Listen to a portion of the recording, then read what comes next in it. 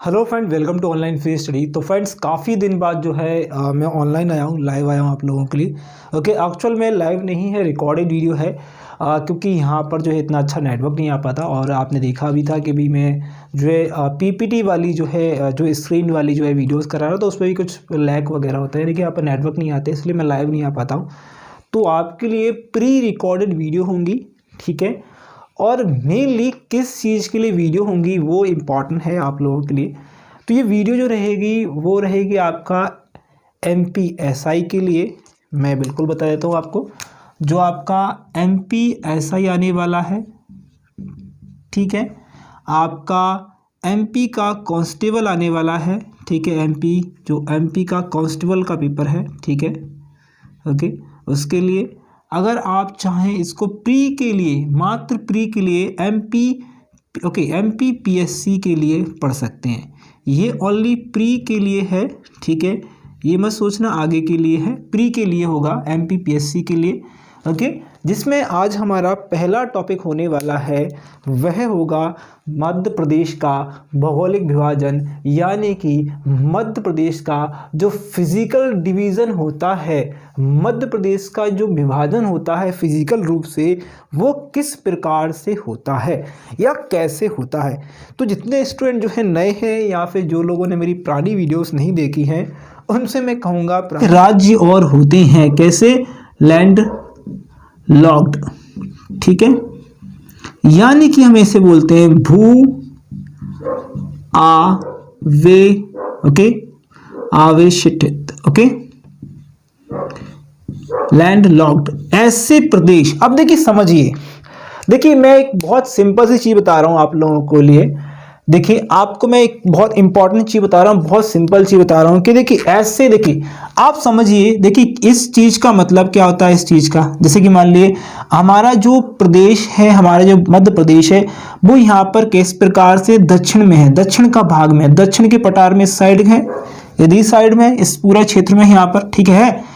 तो यहाँ पर क्या है, ये समुद्र है, यहाँ पर समुद्र है, यहाँ पर समुद्र है, यहाँ पर भी समुद्र है। ये क्या है, ये जो है वो बंगाली खाड़ी है, क्या है, वे ऑफ बंगाल है, ठीक है, वे ऑफ बंगाल है। ये हिंद महासागर है, मैं इसे लिख रहा हूं, ये अरब सागर है, ठीक है। क्या, अरब सागर, समझने के लिए भूमि का ऐसा टुकड़ा, समझिएगा, भूमि का ऐसा टुकड़ा जो तीनों तरफ से, भूमि का ऐसा टुकड़ा जो तीनों तरफ से किससे घिरा हुआ हो, वाटर या पानी से घिरा हो, ठीक है, वाटर या पानी से घिरा हो, उसको हम क्या बोलते हैं, उसको हम प्रायद्वीपीय बोलते हैं।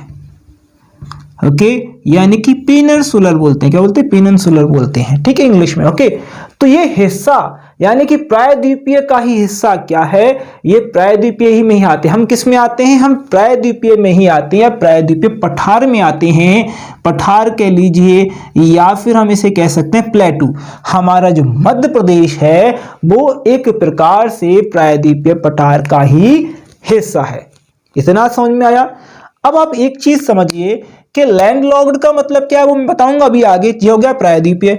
अब देखिए, एक ऐसा भूमि का ऐसा हिस्सा जो चारों तरफ से, कैसा है, भूमि का ऐसा हिस्सा जो चारों तरफ से, भूमि का ऐसा हिस्सा जो चारों तरफ से किससे घिरा हो, जो पानी से घिरा हो। कैसे घिरा हो, पानी से घिरा हो, उसे हम क्या बोलते हैं, द्वीप बोला जाता है, जिसे आइसलैंड बोला जाता है, ठीक है।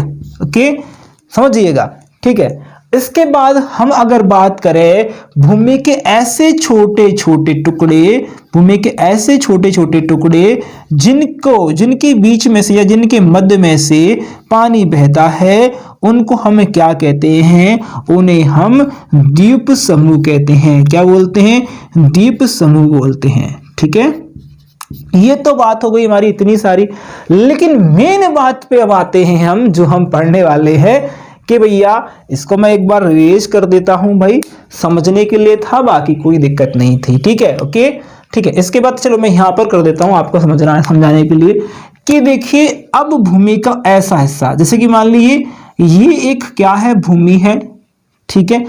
अब मध्य प्रदेश समझ लीजिए, भूमि का ऐसा हिस्सा जो ना तो किसी इंटरनेशनल बॉर्डर से लगता हो यानी कि स्थलीय सीमा से लगता हो, और ना ही पानी से घिरा हुआ हो, ना ही पानी से घिरा हुआ यानी समुद्र से घिरा हो, ना ही दोनों में से किसी में भी ना हो, तो उसे हम बोलते हैं, क्या बोलते हैं, लैंडलॉक्ड या भू आवेष्टित। लैंडलॉक्ड या भू आवेष्टित।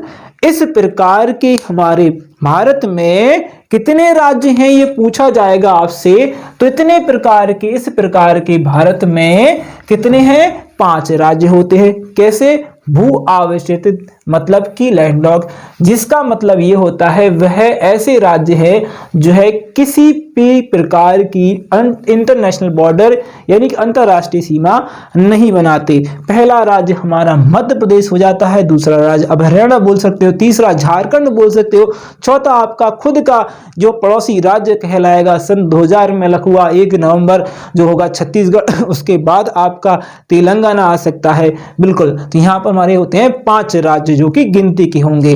ठीक है, तो मैं यहाँ पर कहानी हमारी ये थी कि मध्य प्रदेश लैंड लॉक्ड यानी कि भू आवेष्टित प्रदेश है, चारों तरफ से एक प्रकार से घिरा हुआ राज्य है। ठीक है, अब यहां से आप लोग लिखना चाहो तो बिल्कुल लिख सकते हो, मेरी इतनी भी बातें मैं कहते जा रहा हूं। ठीक है,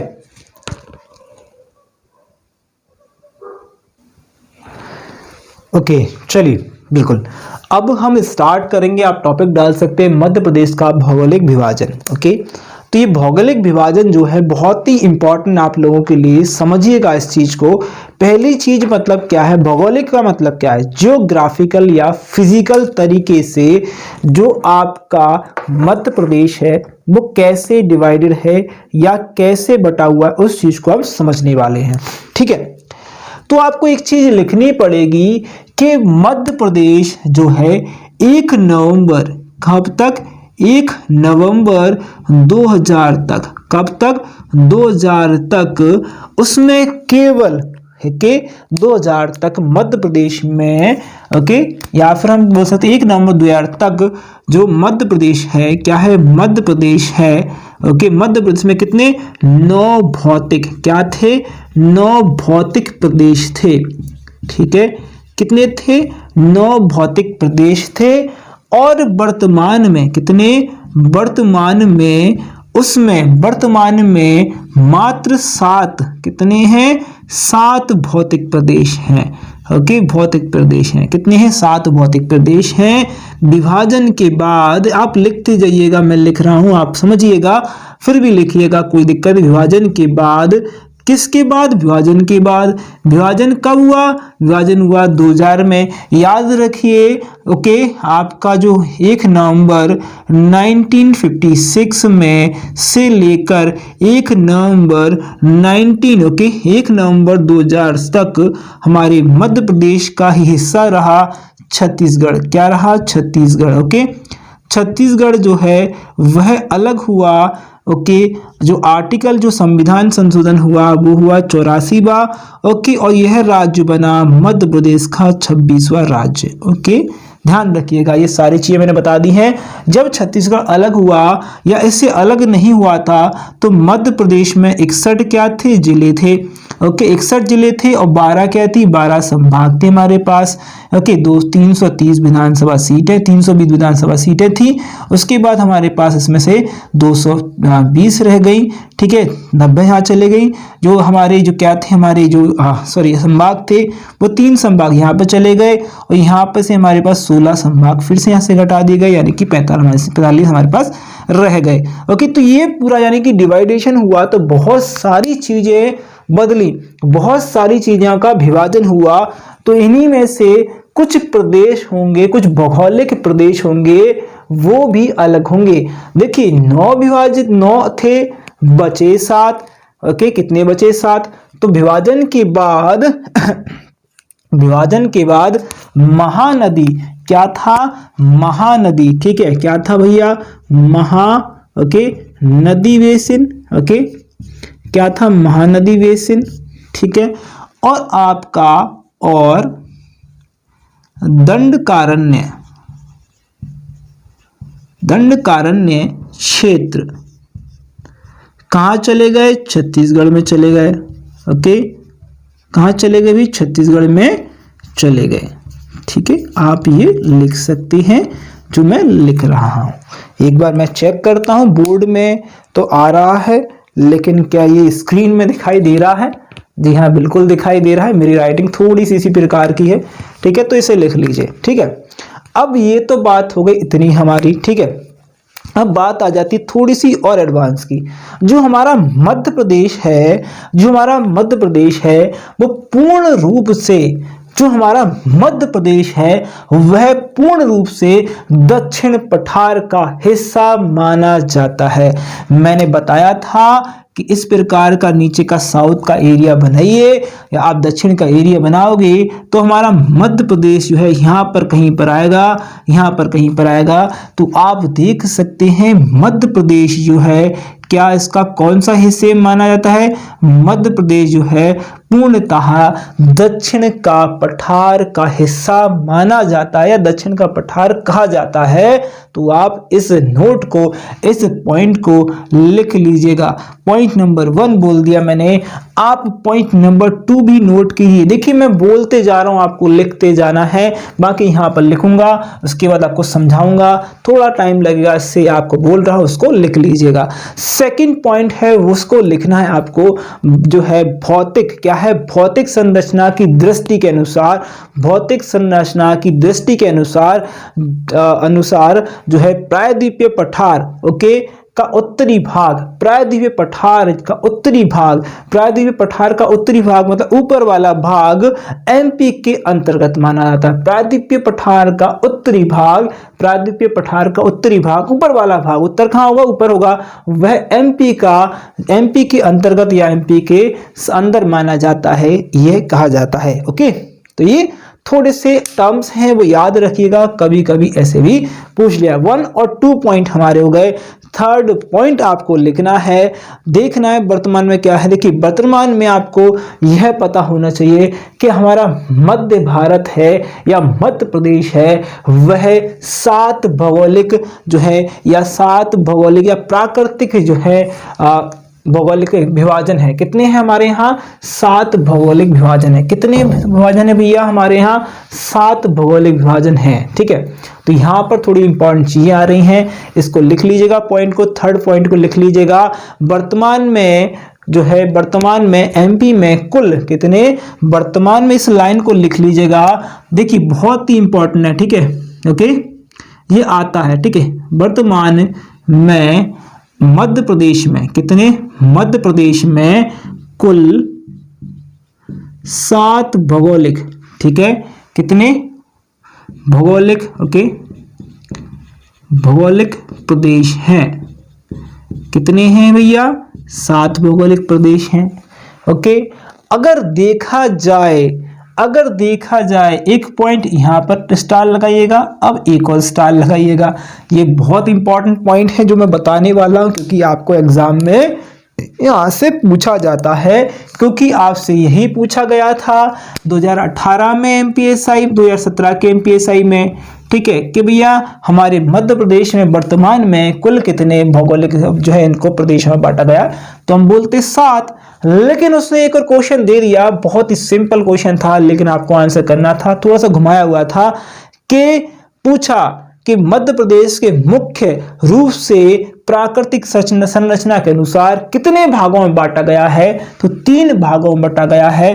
तो आप देख सकते हैं क्वेश्चन अलग हो चुका है कि मुख्य रूप से क्या है, मुख्य रूप से जो एमपी, मुख्य रूप से एमपी को, किसको, मध्य प्रदेश को जो है, मध्य प्रदेश की या मध्य प्रदेश की प्राकृतिक संरचना क्या है, यहां पर लिखिएगा, जो मैं लिख रहा हूं एक भी वर्ड नहीं छोड़ना है, प्राकृतिक संरचना। ठीक है, प्राकृतिक संरचना जो है कितने भागों में बांटा गया, संरचना को कितने भागों में बांटा गया, संरचना को 3 भागों में, कितने में, 3 भागों में बांटा गया है। ठीक है, कितने भागों में, 3 भागों में बांटा गया है। ठीक है, ओके, तो अब 3 के कौन से भाई, 7 कौन से, 5 कौन से, 4 कौन से, 2 कौन से, वो सारी कहानी इस बोर्ड पर आएगी आप लोगों के लिए, बस आपको ये नोट कर लेना है। वैसे वीडियो ऑन है, आप नोट कर सकते हैं, बाकी मैं इसको इरेज करने वाला हूं, ठीक है। नोट कर लीजिएगा, कोई दिक्कत नहीं है, ठीक है। बाकी वीडियो यूट्यूब पर पड़ी हुई है, ठीक है। थोड़ा लेट हो जाते इसके चक्कर में आपके लिए मैं उठा दिया। तो यहाँ पर मैं सारी चीजें बताने वाला हूँ। प्राकृतिक प्रदेश कौन कौन से हमारे, 7 कौन से, 5 कौन से, 4 कौन से, 3 कौन से। 4 नहीं आते वैसे तो 3 ही आते हैं, ठीक है। तो देखिए यहाँ पर प्राकृतिक, यहाँ पर लिखेंगे आप प्राकृतिक भाग। क्या लिखेंगे भाई? प्राकृतिक भाग या प्राकृतिक प्रदेश, ठीक है। आप लिखेंगे ऐसे हेडिंग करके प्राकृतिक प्रदेश। इस प्राकृतिक प्रदेश के 3 भाग कर लीजिए। मेन कितने करने हैं आपको? 3 भाग करने हैं, ठीक है। एक यहां पर कर लीजिए, एक यहां पर कर लीजिए, थोड़ा सा कॉर्नर में कर लीजिएगा, ओके, और एक यहां पर कर लीजिएगा। पहला प्रदेश होगा मध्य उच्च प्रदेश। पहला भाग होगा मध्य उच्च प्रदेश। क्या होगा? पहला भाग होगा मध्य उच्च प्रदेश। इस मध्य उच्च प्रदेश के क्या है? इस मध्य उच्च प्रदेश के 5 भाग होते हैं। कितने होते हैं? 5 भाग होते हैं, ओके। क्या होते हैं? ये जो है हमारा मध्य उच्च प्रदेश, इसे बोल सकते हैं हम मिडिल हाई रेंज। क्या बोल सकते हैं हम इसको? हम इसको बोल सकते हैं middle, okay, high, okay, range. Middle high range बोलते हैं इसे इंग्लिश में। तो ये जो है वो कितने भागों में बांटा हुआ है? तो वो देखिए, पहले बटा हुआ है मध्य, आप देख सकते हैं मध्य भारत का पठार, ओके। पहला कौन सा है? मध्य भारत का पठार। दूसरा कौन सा है? मालवा का पठार, ओके। तीसरा कौन सा है आपका? ओके, रीवा पन्ना का पठार।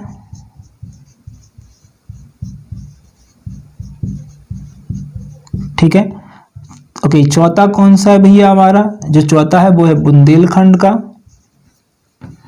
ओके, बुंदेलखंड का पठार, ओके।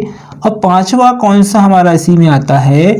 नर्मदा सोन घाटी, ठीक है, नर्मदा सोन घाटी, ठीक है। तो ये जो है मध्य उच्च प्रदेश के ही 5 अलग अलग भाग हैं, ठीक है। अब हम बात करते हैं किस चीज की? सतपुड़ा श्रेणी की। किसकी बात करेंगे हम? सतपुड़ा, ठीक है, श्रेणी की। अभी हमने स्टार्ट किया है, जो भी स्टूडेंट हैं जिन्होंने पढ़ना स्टार्ट किया है उन लोगों के लिए बहुत ही इंपॉर्टेंट वीडियो है ये, क्योंकि एग्जाम में यहीं से बहुत बार पूछा जाता है, ठीक है। तो ये 3 तरीके से बांटी गई हैं। पहली आएगी राजपीपला की पहाड़ी, ठीक है, ओके, राजपीपला की पहाड़ी बोल लीजिए, या आप इसको श्रेणी बोल सकते हैं, तो आप श्रेणी कर लीजिए, ठीक है, ओके, श्रेणी कर लीजिए। दूसरी आपकी आएगी महादेव श्रेणी, ओके, महादेव श्रेणी। जब मैं आपको नर्मदा पढ़ाऊंगा तो ये तीनों की तीनों पहाड़ियां मैं लिखूंगा, ठीक है। तीसरा आपका जो आएगा वो आएगा मैकाल पर्वत। मैकाल पर्वत लिखिएगा, एक्चुअल में मैकाल बोलते हैं, मैकाल श्रेणी एक्चुअल में ही होती है, ठीक है, ओके। अब यहां पर जो आता है वह पूर्वी पठार होता है, या पूर्वी प्रदेश हम इसे बोल सकते हैं, ओके। ईस्ट जो है हमारा रीजन पड़ेगा, वो रेंज पड़ेगी, ठीक है। तो इसमें सिर्फ एक ही चीज आती है, वह हमारी कौन सी आती है? वह आती है बघेलखंड का पठार। क्या आता है हमारा? बघेलखंड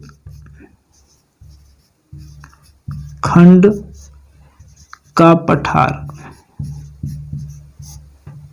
ठीक है, बघेलखंड का पठार, ओके, अब यहाँ पर देखिए क्वेश्चन क्या होता है, मैंने ऐसे कहा था आप लोगों से कि भैया जो मध्य प्रदेश, जो हमारा मध्य प्रदेश है उसको 7 भौगोलिक भागों में बांटा गया है।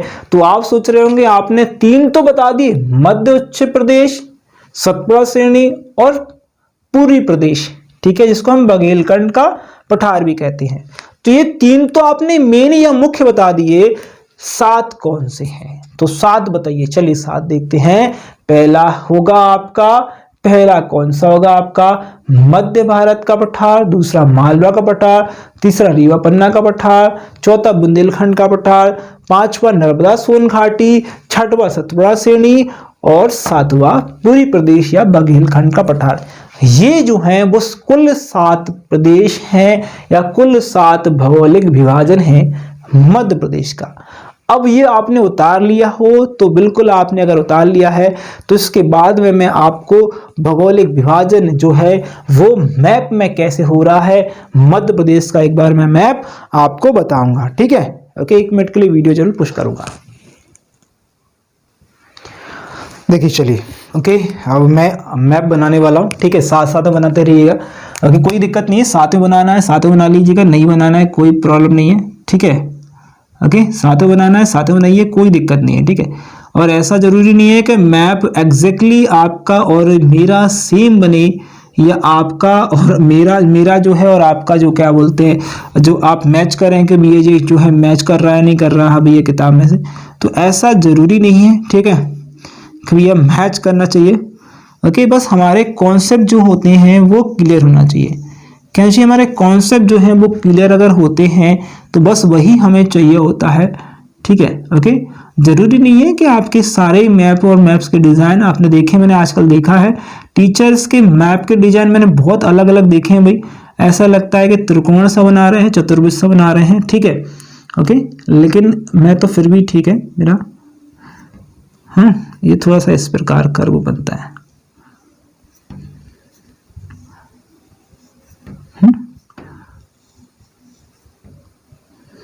ठीक है। ओके, तो इस प्रकार का कुछ हमारा मध्य प्रदेश का जो भूभाग है या मध्य प्रदेश का जो एरिया है, मैंने थोड़ा सा जो है यहाँ पर, ओके, एक दिक्कत, जो थोड़ी सी दिक्कत होती है वो मैं बता रहा हूँ, ठीक है, क्या दिक्कत है, ठीक है, मैं यहाँ से मैं डाल देता हूँ,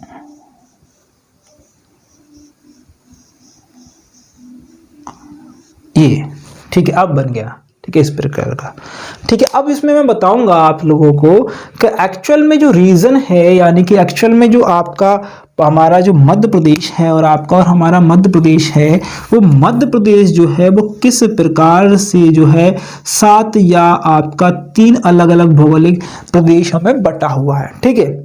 तो आप यहाँ से कहाँ से आए, आप यहाँ से लेकर कहाँ तक आते हैं, यहाँ से लेकर एक जो इस प्रकार से कर लेते हैं, इस प्रकार से आप बना लीजिए।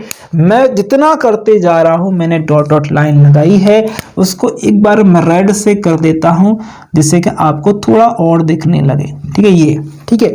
तो इसको आप बोलेंगे मध्य भारत का पठार, ओके, ठीक है, क्या बोलेंगे आप? मध्य भारत का पठार बोलेंगे, ठीक है। और यहां से ऐसे गोल चक्कर खाते हुए इस चीज को आप क्या बोलेंगे, यहां पर आप इस चीज को आप बोल सकते हैं, इसको बोल सकते हैं बुंदेलखंड का पठार। क्या बोलेंगे आप? बुंदेलखंड का पठार, ठीक है, बुंदेलखंड का पठार, ठीक है। अब इसी के यहां से आप इस प्रकार से कर सकते हैं, यहां आप खींच सकते हैं इसे लाइन, यहां से लाइन खींच सकते हैं आप इस प्रकार से, ठीक है, क्योंकि यहां पर क्या है, एक इंपॉर्टेंट चीज पड़ेगी वो हमें बतानी है, ठीक है, ठीक है, एक प्रकार की, ठीक है।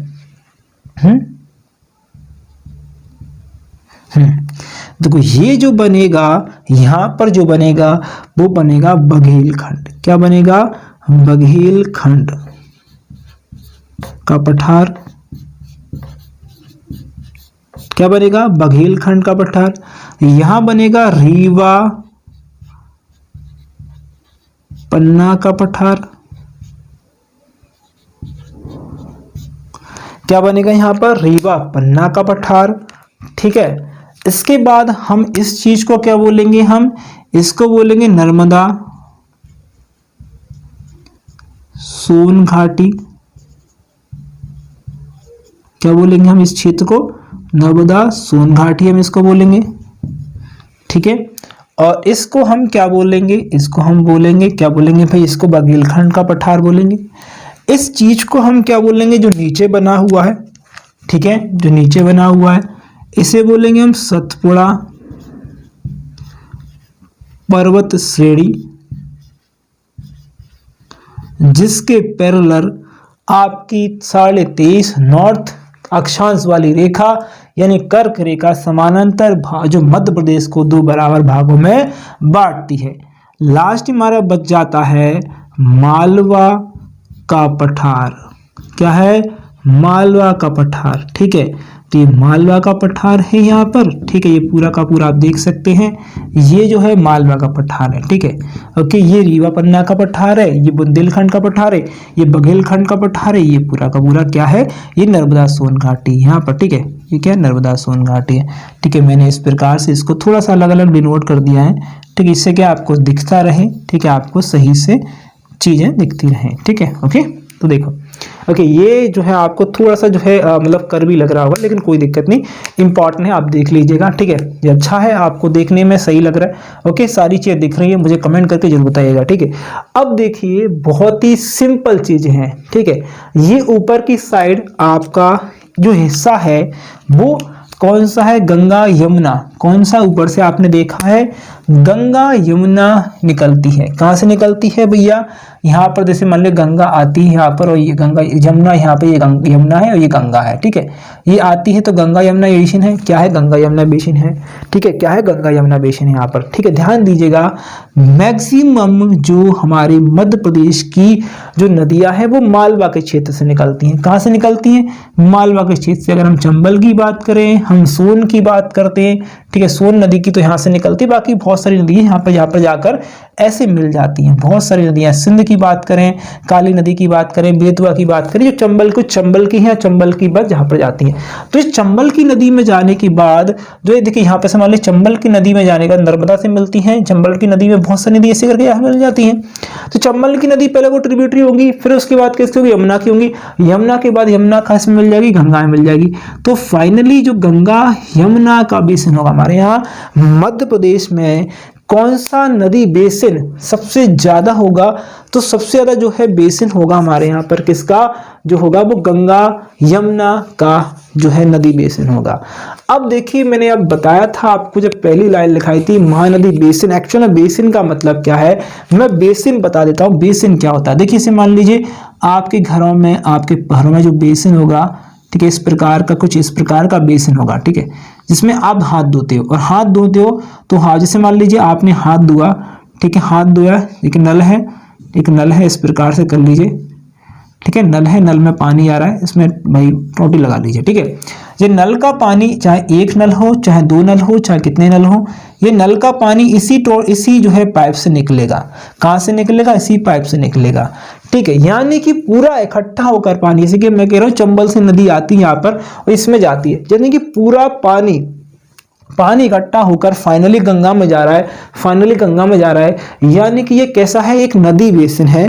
क्या है, जो हमारा मध्य प्रदेश की जो मैक्सिमम नदियां हैं वो जाकर गंगा में क्या होती हैं, मिल जाती हैं। क्या होती हैं भैया, गंगा में जाकर मिल जाती हैं। ठीक है, ओके, तो अब हमारे पास कुछ चीजें हैं इंपॉर्टेंट, वो हमें करनी है, बस आपको लिखते जाना है। ठीक है, क्योंकि मैं लिखाऊंगा तो काफी टाइम हो जाएगा और आप लोगों को लिए भी तकलीफ थोड़ी सी बढ़ जाएगी। ठीक है, ओके, तो ज़्यादा लिखना नहीं है भाई, 1 मिनट के लिए रुक जाइए, 1 मिनट के लिए मैं थोड़ा सा है ना इसको एडजस्ट कर रहा हूँ। ठीक है, ओके, ये आपको तकलीफ दे रहा है, उसको 1 मिनट के लिए रुक जाइए। ठीक है, बिल्कुल, ठीक है। तो ये देखिए, आप देख सकते हैं, हेडिंग डाल सकते हैं। देखिए, एक चीज आपको देखनी है कि सबसे बड़ा हिस्सा एक्वायर कर रहा है तो हमारा वो मध्य उच्च प्रदेश। एक्वायर का मतलब है जो कि घेर रहा है, तो वो घेर रहा है। आप लिख सकते हैं, लिखिएगा मध्य प्रदेश का 2/3 हिस्सा मध्य उच्च प्रदेश जो है वह उसके अंतर्गत आता है। 2/3 मतलब 2/3, 2/3 मतलब 2/3 जो है यानी 66% लगभग वह घेर लेता है। इस प्रदेश की जो भूमि है उसका निर्माण आर्कियन, लिखिएगा आर्कियन, धारवाड़, दक्कन ट्रैप तथा विंध्यक्रम प्रकार की चट्टानों से हुआ है। ये चट्टानें हैं वो पढ़ाएंगे आगे, ठीक है। ओके, अब आगे आप एक पॉइंट लिख सकते हैं मध्य उच्च प्रदेश की। ये देखिए मध्य उच्च प्रदेश में मध्य भारत का पठार, मालवा का पठार, नर्मदा सोन घाटी, बुंदेलखंड का पठार और रीवा पन्ना का पठार, तो ये आते हैं। तब ये आते हैं तो किस प्रकार की ज्यामिति का जो निर्माण करते हैं आप देख सकते हैं। ज्यामिति मतलब मैथमेटिकल जो है वो, यानी कि आप जो देखते हैं ट्राइंगल वगैरह वाला जो है वो किस प्रकार की एक ट्राइंगल सा शेप करते हैं। कैसा करते हैं? एक ट्राइंगल जैसा। कैसा भैया? एक ट्राइंगल जैसा शेप जो है इसका आता है, त्रिभुजाकार जो है क्षेत्रफल इसका आता है, ठीक है। आप इसके मुख्य बिंदु या विशेष बिंदु जो है क्रम अनुसार लिखिएगा, ठीक है। मैं यहाँ पर मिटाल देता हूँ, यहाँ पर इंपॉर्टेंट पॉइंट ऑफ जो है मध्य प्रदेश के जो है सॉरी मध्य प्रदेश नहीं, जो आपका मध्य उच्च प्रदेश के विशेष बिंदु कैसे लगेंगे? मध्य, रुकिए एक मिनट इसको उठा लेते हैं भाई, चल नहीं रहा। ओके, मध्य ओके उच्च प्रदेश के विशेष बिंदु या मुख्य बिंदु, ये हेडिंग डालिएगा। जहां बताऊं 1 पॉइंट, 2 पॉइंट, 3 पॉइंट वो लिखिएगा। पहला पॉइंट लिखेंगे आप मध्य उच्च प्रदेश मिडिल हाई रेंज का विस्तार जो है उत्तर, यहां से उत्तर की बात नीचे, उत्तर यहां पर आ गया ऊपर, हाँ। उत्तर में यमुना कैसा है? उत्तर में यमुना के मैदान, यमुना ही है, यमुना के मैदान क्या है? यमुना नदी है। ये कौन सी बताई थी मैंने भाई? ये यमुना नदी बताई थी, ये गंगा नदी बताई। यमुना के मैदान, ओके, कॉमा लगाइएगा। पश्चिम में ये क्या हो गया? ये हो गया भैया उत्तर। पश्चिम में, ये पश्चिम कहाँ आ गया भैया? हम पश्चिम यहां पर आ गए। पश्चिम में कौन सा क्षेत्र पड़ेगा? पश्चिम में अरावली पर्वत श्रृंखला, कॉमा लगाइएगा। फिर पश्चिम से मैं डायरेक्ट आ जाऊंगा पूर्व में। कहां पर आ जाऊंगा मैं? यहां पर पूर्व में आ जाऊंगा। ये कहां आ जाऊंगा? पूर्व आ जाऊंगा। तो पूर्व में छोटा नागपुर का पठार, नागपुर का पठार, छोटा नागपुर का पठार, ठीक है, ओके। तथा दक्षिण में, दक्षिण मतलब नीचे की साइड, ये दक्षिण मतलब नीचे आ गए हम, ठीक है। कहाँ गए? नर्मदा सोन घाटी।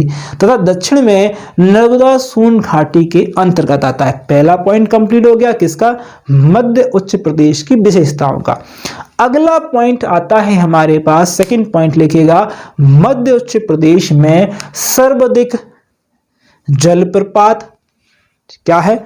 सर्वाधिक जलप्रपात, नदी घाटियां एवं मैदानों का विस्तार पाया जाता है, ठीक है। बहुत सारे जलप्रपात यानी झरने वगैरह होते हैं वो यहाँ पर पाए जाते हैं। नदियां यहीं पर मैक्सिमम पाई जाती है। मालवा को जो है क्या कहा जाता है? मालवा को जो है ओके नदियों का मायका, या मध्य प्रदेश को ही नदियों का मायका कहा जाता है, ध्यान दीजिएगा, ठीक है। उसके बाद आप अगला पॉइंट लिख सकते हैं उच्च प्रदेश, क्या है? मध्य उच्च प्रदेश में विंध्याचल पर्वत श्रृंखला, क्या है भैया? ये विंध्याचल पर्वत श्रृंखला है, ऐसे, ठीक है। मैं बना रहा हूं विंध्याचल पर्वत श्रृंखला, ये इस प्रकार से, ठीक है। ये कुछ इस प्रकार से आएगी, ठीक है, रीवा पन्ना पर आएगी, ओके जी। हाँ, पर ऐसे कर लीजिए, इसको ऐसे कर लीजिए, ठीक है। ये ऐसा क्यों बनाया बता रहा हूं मैं आपको, ओके। क्या है ये आपका? यहाँ पर विंध्याचल, ओके, विंध्य पर्वत श्रृंखला है। विंध्य पर्वत श्रृंखला का विस्तार पाया जाता है और इसी क्षेत्र में विंध्याचल श्रेणी की आकृति, विंध्याचल श्रेणी की जो है अधिकतम ऊंचाई वाली ये चोटी है जिसका नाम है सद्भावना। क्या है? सद्भावना। इसका नाम क्या है इस चोटी का? सद्भावना। सद्भावना चोटी, ठीक है, 752 मीटर की। क्या है? 752 मीटर की सद्भावना चोटी जो है पड़ती है, जो कहाँ पर है, जो है कहाँ पर, दमोह में। ये कहाँ पर आ गए हम, दमोह में आ गए, रीवा पन्ना में आ गए, दमोह में पड़ती है। दमोह में आप लिख सकते हैं एग्जैक्ट पॉइंट, संग्रामपुर में पड़ती है। कहाँ पड़ती है, संग्रामपुर में पड़ती है। इससे क्या बोला जाता है, इससे बोला जाता है उत्तरी पूर्वी मध्य प्रदेश के भांडेर की जो है, क्या बोला जाता है, भांडेर की जो है पहाड़ी, क्या बोला जाता है, ध्यान रखिए इसे, उत्तर पूर्वी मध्य प्रदेश के भांडेर की जो है, क्या बोला जाता है, पहाड़ी कहा जाता है, भांडेर की पहाड़ी कहा जाता है। ध्यान दीजिएगा। अगला पॉइंट नंबर 4 लिखिएगा। तो 4 क्या है, मध्य प्रदेश के उत्तर में, सॉरी आपका नर्मदा के उत्तर में, कहां पर, नर्मदा के उत्तर में, नर्मदा के उत्तर में, नर्मदा है यहां पर, नर्मदा के उत्तर में आपसे बात हो रही है, नर्मदा के ऊपर के हिस्से की बात हो रही है। नर्मदा के ऊपर के हिस्से में या उत्तर में स्थित जो है पहाड़ी भागों से निकलने वाली नदियां जो हैं, क्या हैं, जो आपके मालवा की बात हो रही है, किसकी बात हो रही है, मालवा के पठार की बात हो रही है। में निकलने वाली नदियां गंगा नदी के अपवाह तंत्र में, कहां पर, गंगा नदी के अपवाह तंत्र में मिल जाती हैं। कहां मिल, गंगा नदी के अपवाह तंत्र में, यानी कि आपने देखा कि चंबल यहां से आई, सिंध आई, आपकी काली सिंध आई, बेतवा आई, ये सारी की सारी नदियां जो हैं इस प्रकार की यहाँ पर आकर, चाहे तो चंबल में मिलेंगी कुछ नदियां, यहाँ पर डायरेक्ट यहाँ पर जो है कहां मिल जाएंगी, यमुना में मिलेंगी। और एक नदी जो आएगी वो अनूपपुर जिले से यहीं से आएगी, ठीक है, यहाँ से जो सोन आती है, जो कि डायरेक्ट यहाँ पर जो है थोड़ा आगे जाके, सॉरी, डायरेक्ट गंगा में मिलती है। बस एक ही नदी आएगी हमें डायरेक्ट जो गंगा में मिलेगी, ठीक है। ओके, बाकी नदियां यहाँ पर से जो इस प्रकार रहेंगी, क्योंकि यमुना की ट्रिब्यूटरी है, कहते हैं यमुना की सहायक नदी होंगी। तो यानी कि कहने का मतलब है जो सारी की सारी नदियां हैं वो फाइनली अपना पानी गंगा में समाहित कर देती हैं, ठीक है, क्या है, समाहित कर देती हैं। अब आगे लिख सकते हो, ओके, यहाँ तक अपर तंत्र से मिल जाती है, यहाँ तक लिख लिया हुआ। उसके बाद लिखना, इसलिए मध्य उत्तर प्रदेश को गंगा नदी बेसिन, मध्य उत्तर प्रदेश को, यानी ये पूरा रीजन, त्रिकोण जो हमने त्रिकोण बनाया, उसका पूरा हिस्सा, उस चीज को हम क्या बोलते हैं, उस चीज को बोलते हैं गंगा नदी बेसिन बोला जाता है। क्या बोला जाता है, गंगा नदी बेसिन बोला जाता है। यह क्वेश्चन एग्जाम में आया हुआ है। ओके, तो आज मैंने आपको मध्य प्रदेश का भौगोलिक विभाजन स्टार्ट करा दिया, उसमें मैंने पढ़ा दिया मध्य उत्तर प्रदेश के मुख्य बिंदु और आपको यह विभाजन दिखा दिया है। ओके, तो यहाँ पर बहुत सारी चीजें मैंने क्लियर करी हैं। आपको क्या करना है, आपको इस वीडियो को आगे भेजाना है, मतलब आगे तक लोगों को तो भेजना है। अगर आई थिंक आपको वीडियो अच्छी लगी तो ऐसी वीडियो, ऐसी इंपॉर्टेंट क्वेश्चन या कहीं इंपॉर्टेंट जो इन्फॉर्मेशन आप लोगों के लिए एग्जाम के लिए, क्योंकि हर एग्जाम के लिए आपके लिए इंपॉर्टेंट है, चाहे आपका एमपीपीएससी एसआई हो, एमपी कांस्टेबल हो, चाहे एमपी का कोई भी एग्जाम है जिसमें जीके और जीके से संबंधित चीज आती है, वो इंपॉर्टेंट है। तो अगर आपको वीडियो अच्छी लगी तो वीडियो लाइक कर दीजिएगा, शेयर कर दीजिएगा, चैनल सब्सक्राइब नहीं किया कर दीजिएगा। तो thank you for watching this video. Best of आपके एग्जाम के लिए, आपके रिजल्ट के लिए।